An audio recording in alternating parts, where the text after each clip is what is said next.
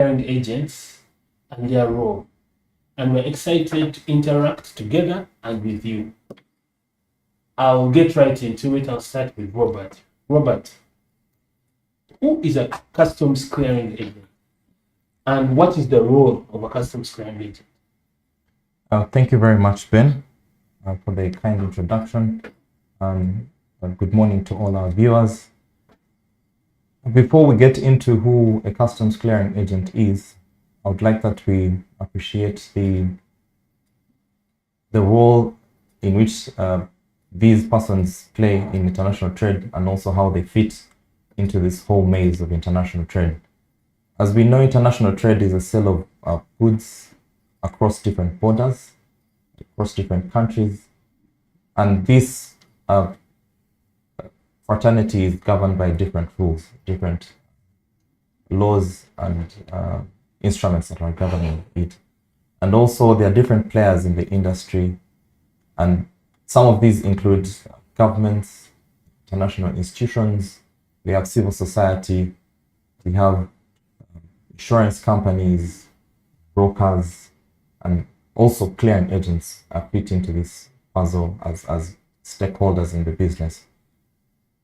And also being cognizant of Uganda and EAC as a bloc being signatories to the Marrakesh Agreement, the one that was signed in 1994, that establishes the World Customs Organization, and also the different instruments that fall there under. So as the EAC being members of this international body also have obligations that they are entitled to or responsible for in terms of implementation.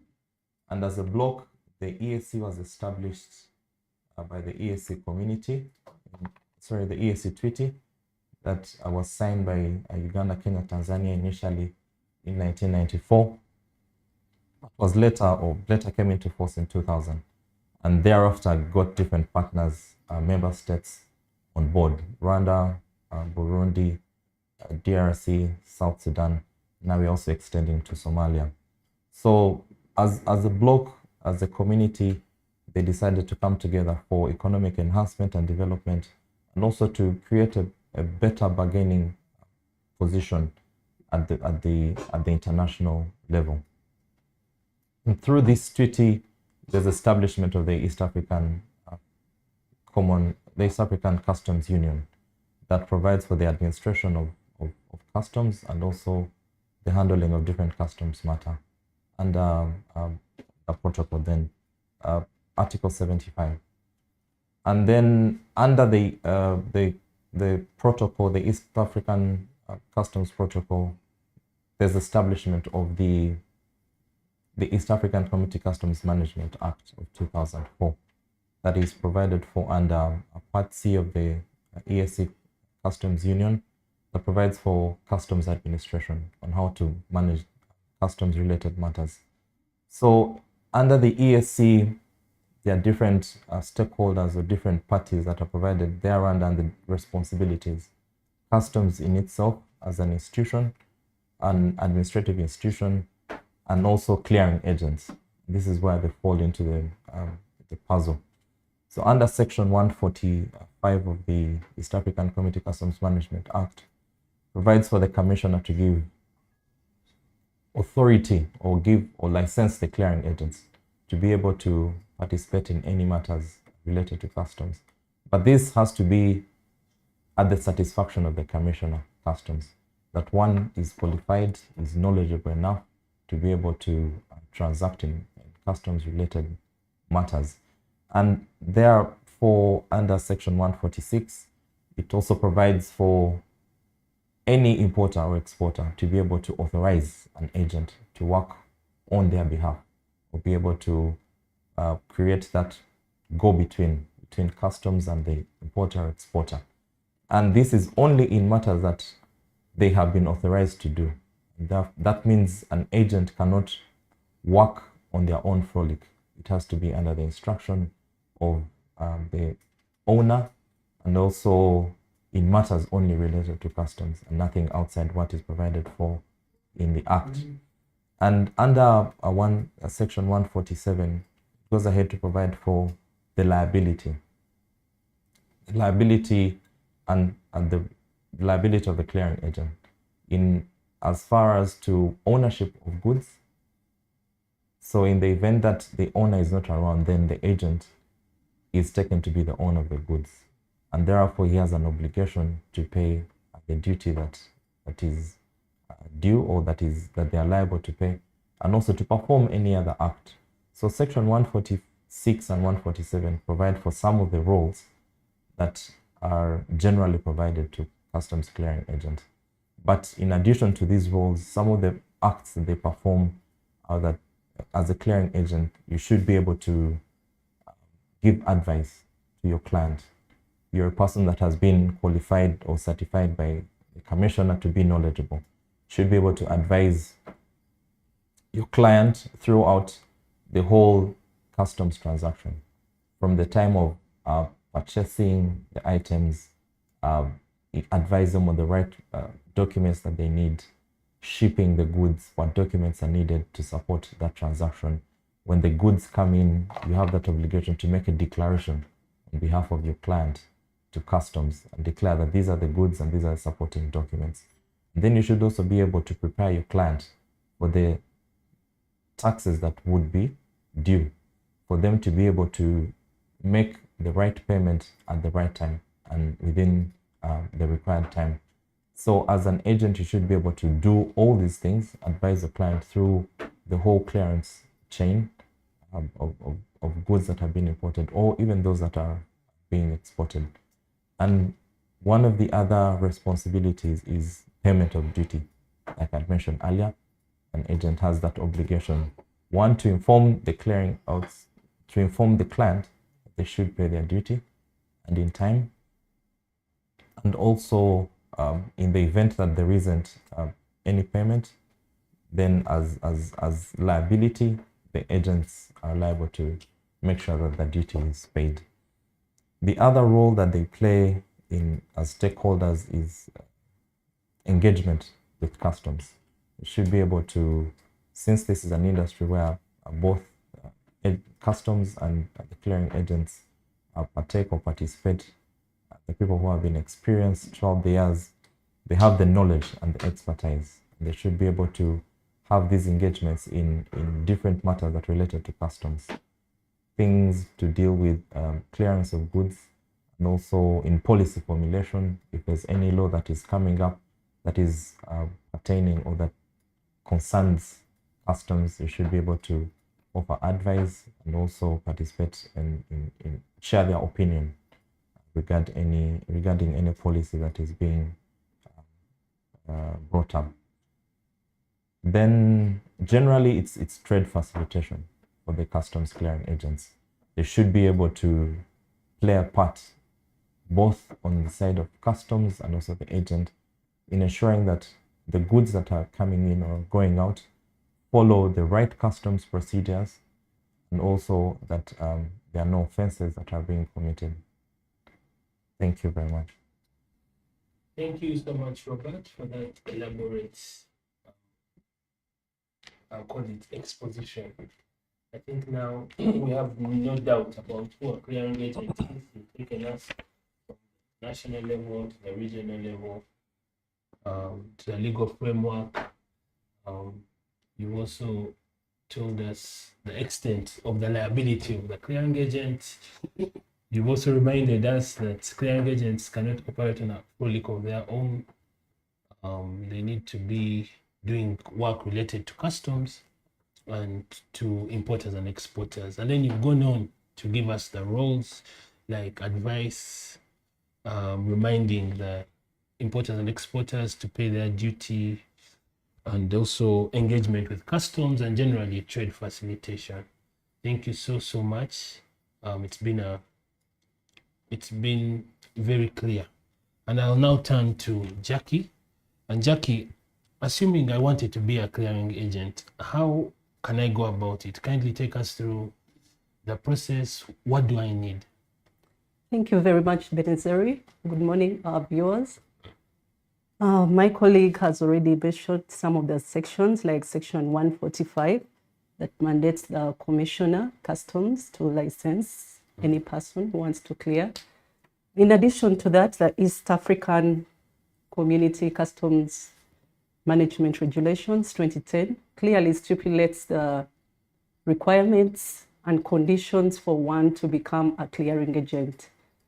And one of the requirements is this entity or person is supposed to submit to make an application to Commissioner Customs, and this is done through the single window transaction portal, STP. And with this application, one is supposed to attach different documents. We need you to attach to give your identification, to upload your identification. That is identification for the directors and the well-qualified staff that you have employed under your company. We also require we require this entity to be duly registered by the URSB. With that, they are provided with the legal documents like certificate of incorporation, company form 7, and the memorandums and articles of association concerning this company. The company or business must have a location that we can easily identify as customs while dealing in this clearing and forwarding services. And with this, we shall require you to put the tenancy agreement in case you're renting these premises.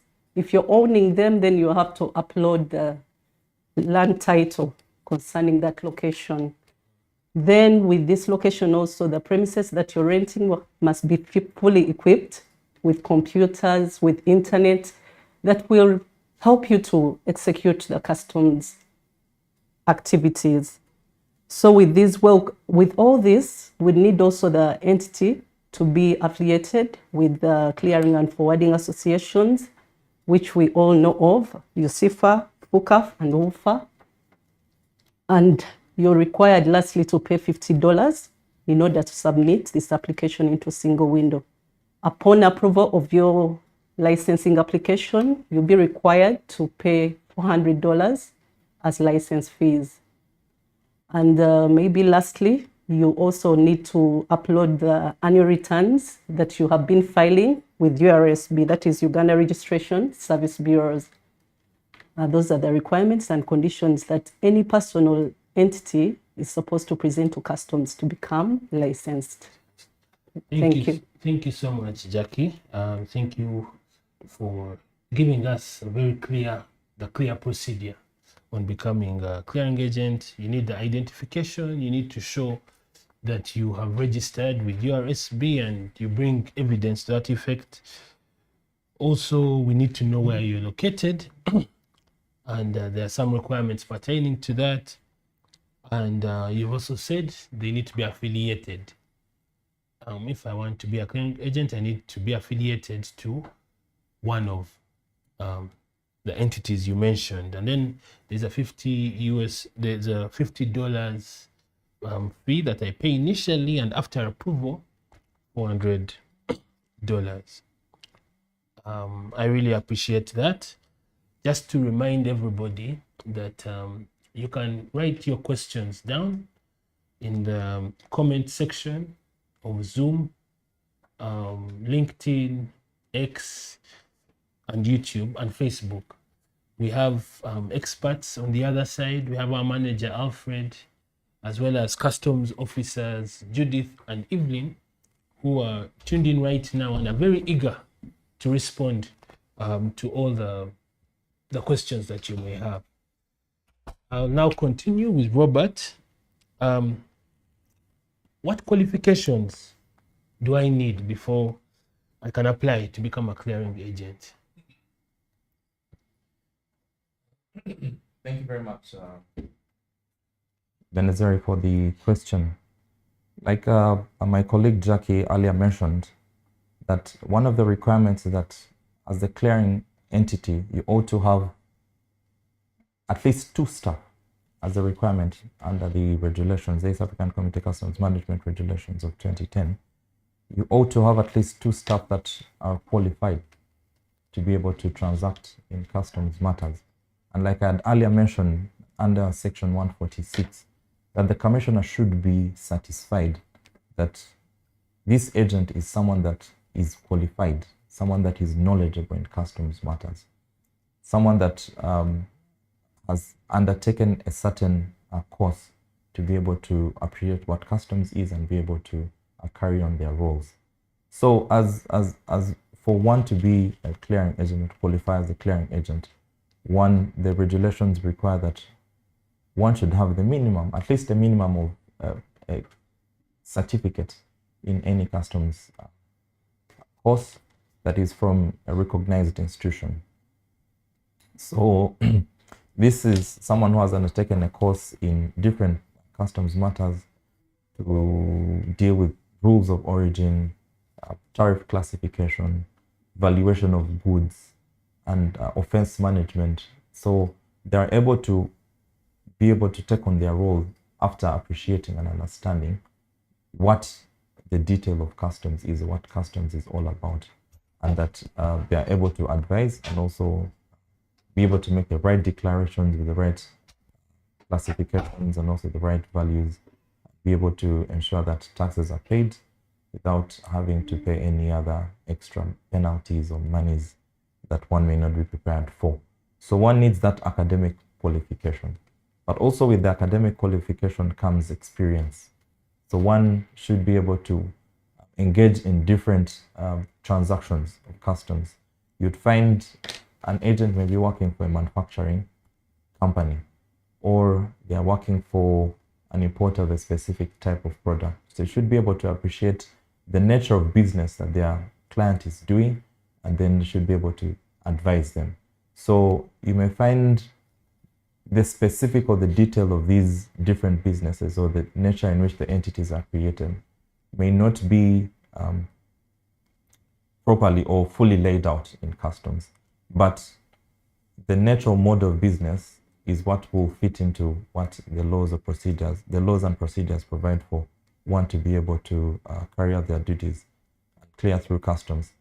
So it is, we do advise, and also this is something that we intend to take on as a requirement for the clearing agents, that they should be able to have this continuous professional development studies in whatever aspect. It may be in manufacturing, it could be in whatever is tailored to your kind of business, that you're able to abreast yourself with the developments of customs as well, with these new things that are coming in. You find the industry is changing, and you also should be dynamic and be able to adapt with it.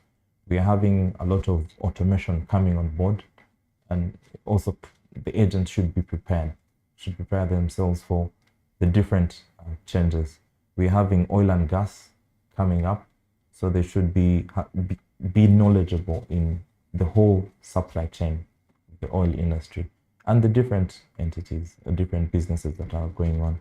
So one, as a requirement, you need the academic qualification, you need the experience, and then you need that continuous professional development to help us and also the public as customs, that we are up to the standard in the international market, and also to be able to give the right advice to their client, and that we're having quality, first of all, quality data, and also giving a quality experience to the people that are paying taxes to this country. Thank you. Thank you so much, Robert. Thanks for reminding us the need for a professional industry. He has said that a company should have at least 2 staff who have an academic qualification, and in that academic qualification they need to demonstrate that they've understood the pillars of customs, like rules of origin, offense management, classification, valuation. And you've also spoken about experience, the need for experience, and then you've talked about the fact that the industry is constantly evolving, the country is developing, the Internet of Things, the advent of AI, the automation of the way things are done, as well as the the fact that we now have oil and gas, and it's a very critical part of our economy. And so because of all these changes, you said that it's going to be a desirable or a requirement for customs agents to have continuous professional development. And it doesn't have to be in everything, but it can be in something that they find relevant. And I think continuous professional development, in my understanding, is there'll be short courses offered over time, and these short courses will be on different topics. So thank you, Robert, for that. I'm going to now turn to Jackie, and I'll ask you, Jackie, that if I am an importer and exporter, what good reasons can you give to use a licensed clearing agent? Thank you very much, Benozeri. As an importer, our client who pays the taxes, we advise that you should surely utilize a licensed customs clearing agent, because before we license them, we are well sure that they have the knowledge of importing, exporting, all knowledge around customs clearances and transit. So by utilizing a licensed clearing agent, you'll be able to reduce on the cost of doing your business. Meaning this agent knows what he does. He will give the appropriate and right advice to you in regard to importation, making declaration, the documents that are required for him to make a declaration into the ASCUDA system. And they are well updated with the information in regard to exemptions that are there, that are provided by ERA. Tariff updates, there are always tariff updates in the classification book. There are always changes in tariffs, taxes paid on different goods. So a licensed clearing agent has all this knowledge and will provide you this knowledge on a timely basis, which will lead to fast clearance of your goods. So in addition to that, he is also able to minimize on the risks that are interfaced in clearing goods. Maybe in the warehouse during verification, he knows the risks that are there. He will avoid damage of your goods, maybe stealing of your goods also. They are very knowledgeable in delivering their work, and this will reduce on the clearance time of your goods. So we advise our taxpayers and our importers to utilize them, because they have gone ahead to even order goods on behalf of the importers from the manufacturers. And they know the whole process of clearing and forwarding all the way from Mombasa. They monitor the offloading of goods from the ship onto the different trailers. All this will be done on a timely basis for you to be able to receive your goods on time. So we advise and call upon our taxpayers to take an extra mile to look through. Go to the portal, look at the list of the agents that have been licensed, and choose one that can easily give you that timely business. Thank you very much. Thank you, Jackie.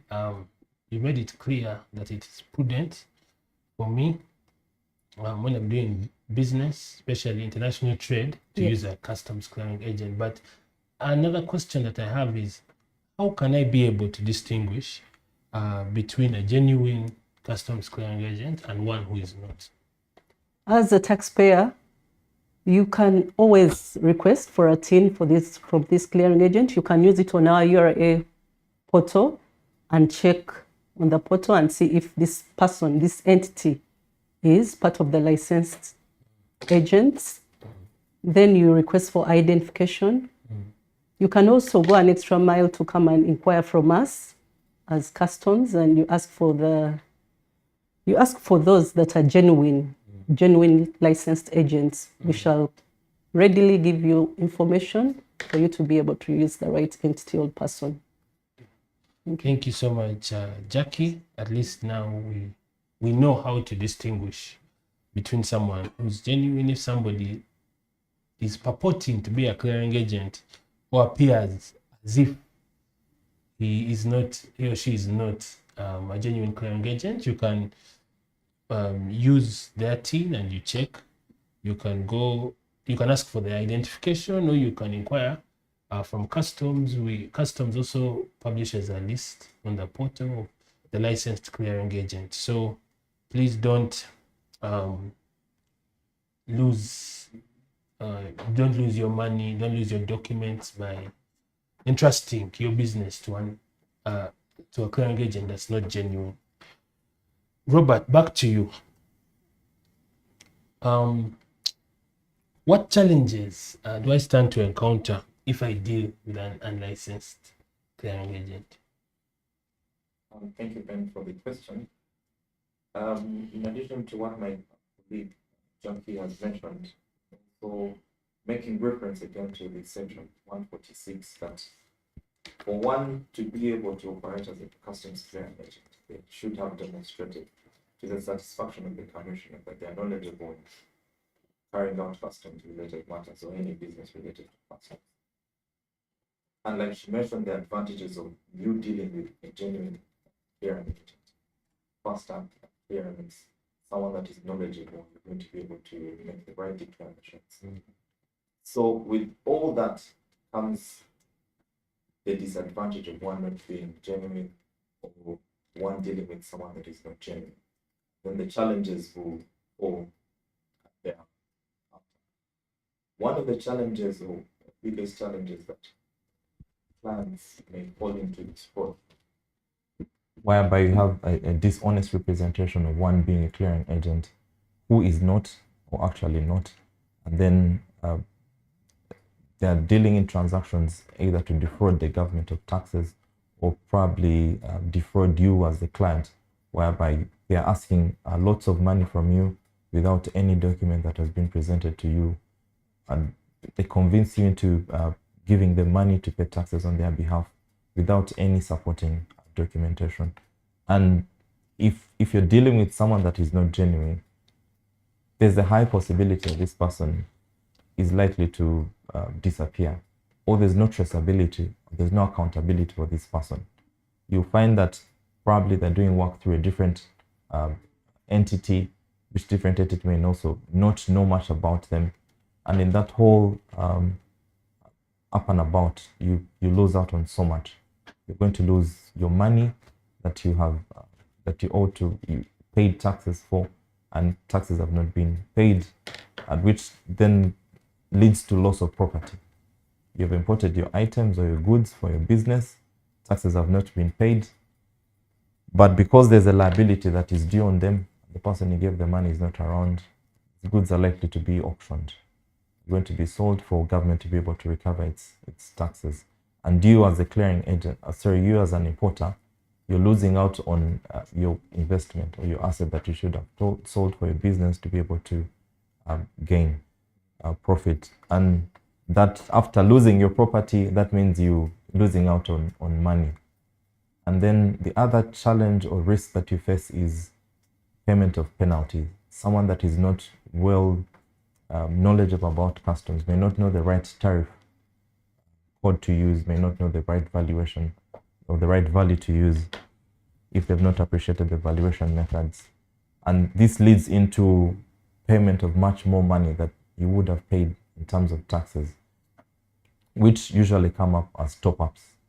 And this has been a pain to so many clients because you have budgeted, you've planned for your business, you're going to import these items, you know how much taxes you should be paying, and then there's this other extra money that you have not prepared for.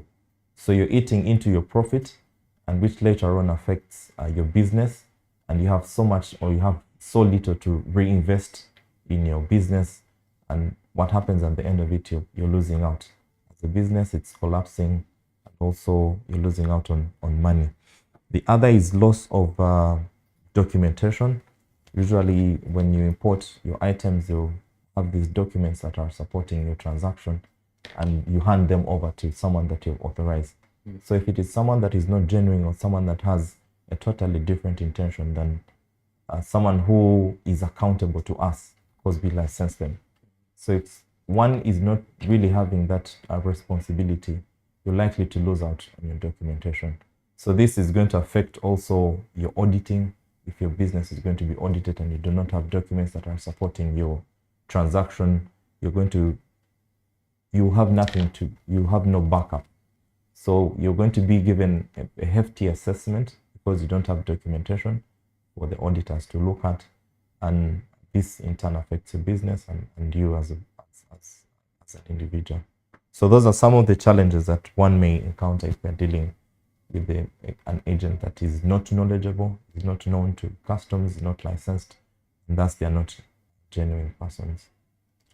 Thank you, Robert. Thank you so much. Yeah, you painted a very clear picture about what will happen, the realities of what's going on outside there when you choose to either you choose to use an unlicensed clearing agent, or you choose not to do enough due diligence. It is fatal to your business because you stand to lose the property you've imported, you stand to lose money, you stand to pay penalties which you hadn't budgeted for. You also stand to lose documents which affect the credibility of your business and can cause issues in auditing and any other processes. So I think, Robert, you've made a very good case for using a licensed clearing agent. I think I'll ask you one last question, and then I'll see whether you can read out some of the questions from the people that are watching. Then finally, I'll ask you for your last words. So let's say that I have experienced poor service from a customs agent. Where can I turn to report this agent? Thank you for the question, Ben. Like we mentioned earlier that Customs issues out licenses to agents that they're satisfied having the knowledge, and these are qualified personnel, and in turn they are accountable to the issuing authority. If we give you this license, we expect you to uphold a certain standard in regards to service delivery to the client, also representation of what the organization standards are. And what happens is when we issue out the licenses, we also accompany these licenses with key performance indicators that we give to the clearing agents, that we measure them on the performance in given parameters, on how they're supposed to deliver their service to the client, and also on the end of customs, that they need to uphold to certain obligations and standards. So in the event that anyone encounters any challenge with the clearing agent in regards to service delivery, or if they're not certain about any transaction regarding to customs, so they can feel free to approach customs administration.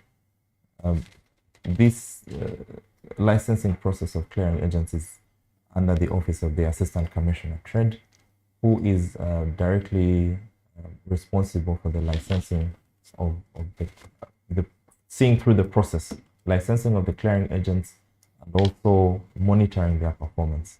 So you feel free to walk into our office, the office of the Assistant Commissioner of Trade, who sits on 10th floor at the UR 8 Hours, and make your complaint there. Or if you have any inquiries on any matter of customs that you're not certain about and you need to know, you can approach the office.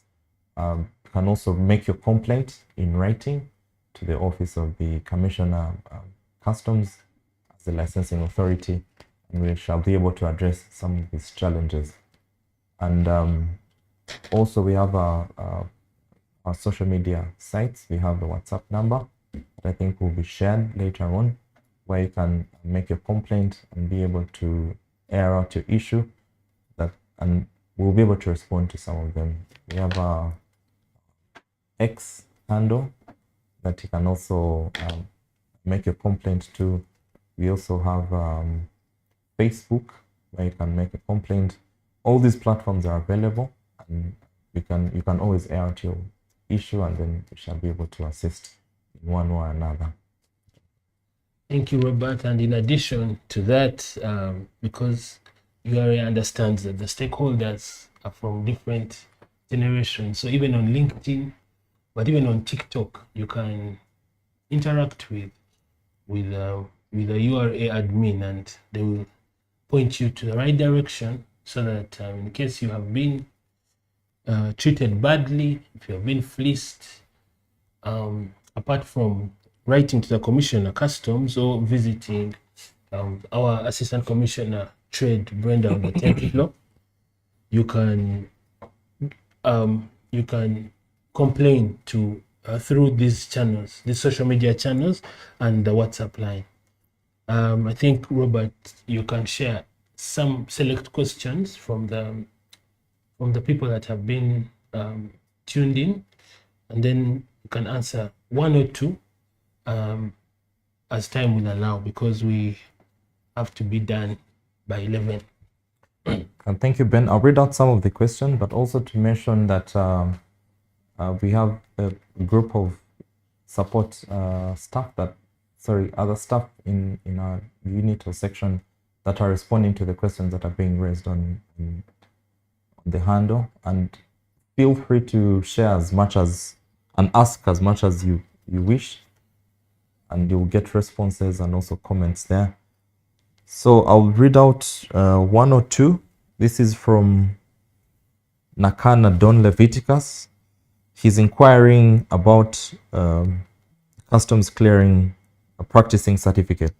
So his thought is that the East African customs clearing boarding practicing certificate is a mandatory qualification.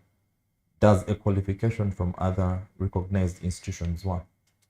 Yes, any institution that is recognized and is undertaking or issuing or giving this course in customs, and thereafter gives you an award of a certificate, a recognition that you have undertaken, is recognized by customs, and will consider it as one of the requirements for you to be able to operate or work as a customs clearing agent. The other question from Don is, can I practice as a customs agent individually? Do I need to be on the clearing firm? So the Act provides or mentions that one has to, the commissioner has or issues a license to a person. So in this case, the person we are mentioning is an artificial person who is a company. And the advantages of us being able to deal with the company are the concerns regarding to liability, in that a company will be fully liable for their responsible for the actions of themselves that they're carrying out.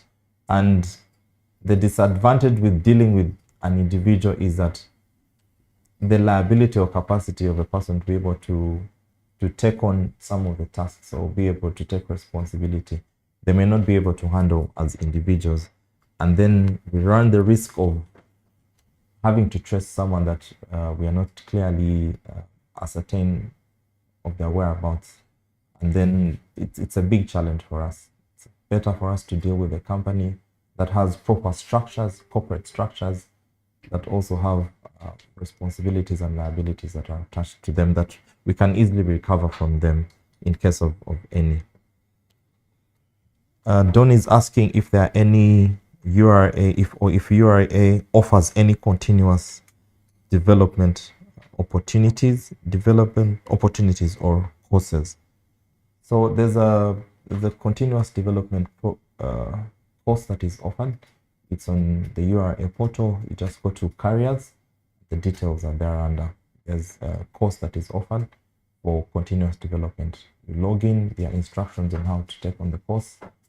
Also, you'll get a certificate after that.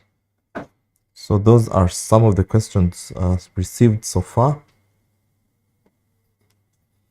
from the audience. If there are any other, we'll be able to respond to them. Okay, thank you so much, Robert. I think you've done, both of you, a very good job of demystifying what a customs clearing agent is.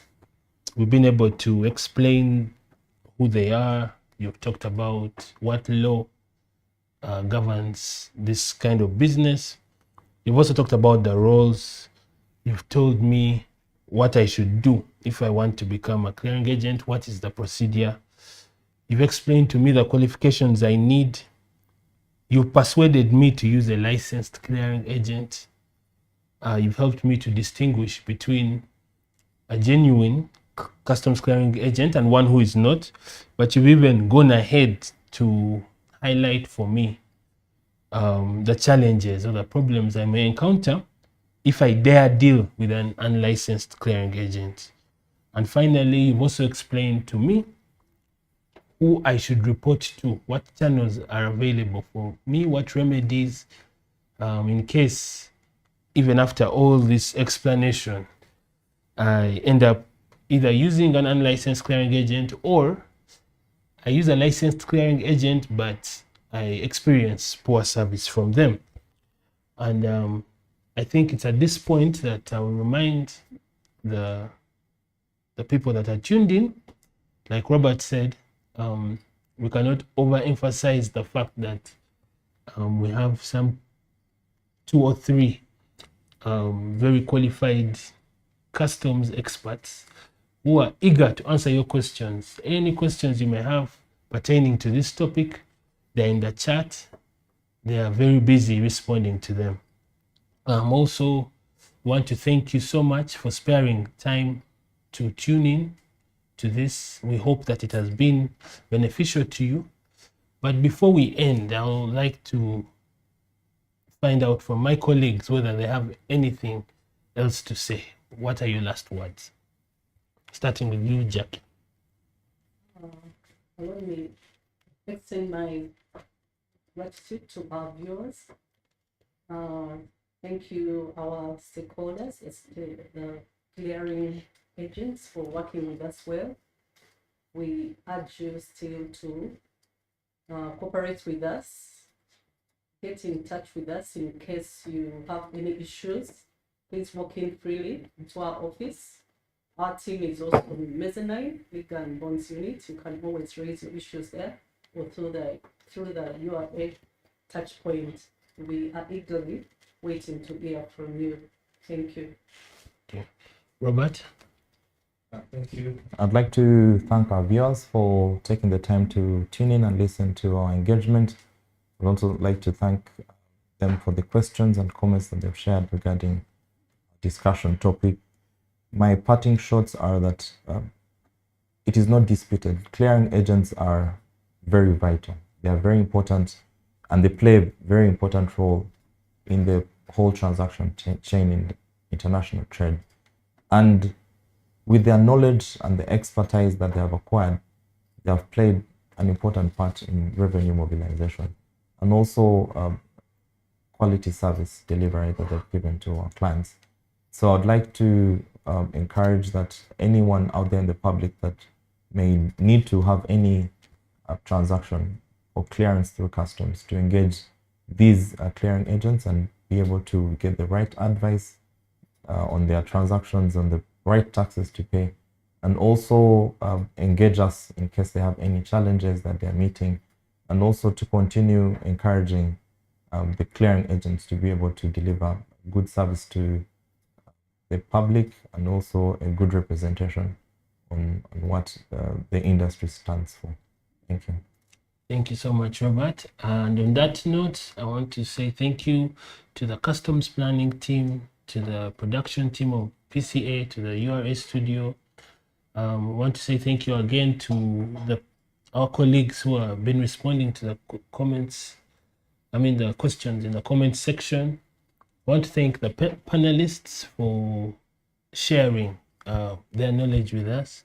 But most importantly, we want to say thank you to everybody that has made time to tune in, especially the clearing agents. As Robert has said, I don't want to dilute what he has said. Without clearing agents, there would be no international trade. They are the bridge between the business community and customs. They speak a language that is able to be understood by both side. They're able to break down the technical aspects and interface with the business community. So like Jackie said, in case you have any other questions, if you need any service, any clarification, please just go to the desk of any customs officer or any URA staff, and they will direct you to the relevant desk. From me, thank you very much. God bless you. See you next time. Majina naitwa Jackson Wambugu na tuko hapa Uganda Revenue Authority leo kwa minajili ya ku reverse zile penalties zilikuwa zimewekwa kwa ajili ya kutotumia EFRIS, na tumefurahia sana masomo ya leo na tumefurahia utendakazi wa maafisa wote ambao wanahudumia hii shughuli, na kwa sasa akaunti yetu ni safi na tumefurahia kwamba Uganda Revenue Authority wametoa hii initiative kuja kutusaidia pia kulainisha hesabu zetu. Asante.